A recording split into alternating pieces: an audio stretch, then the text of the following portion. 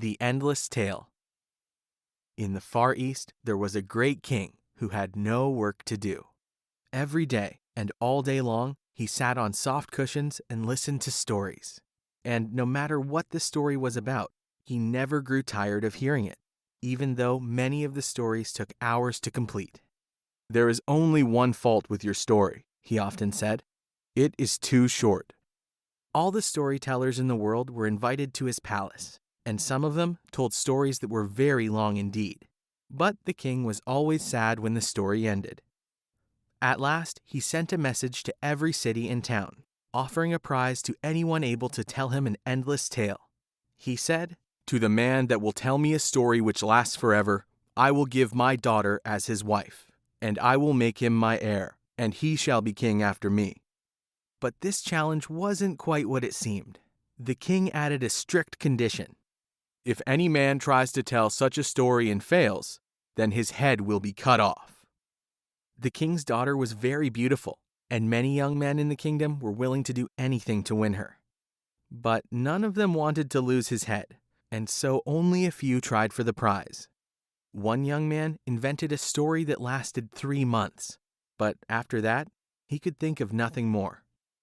His fate was a warning to others, and it was a long time before another storyteller was daring enough to take the king's challenge. One day, a stranger from the south came to the palace.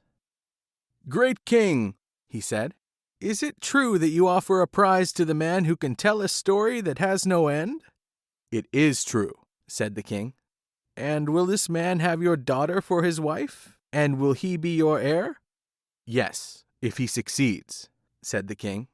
"But if he fails, he will lose his head." "Very well, then," said the stranger. "I have a pleasant story about locusts." "Tell it," said the king. "I will listen to you." The storyteller began his story. "Once upon a time, a certain king seized all the corn in his country and stored it in a strong granary. But a swarm of locusts came over the land and saw where the grain was stored.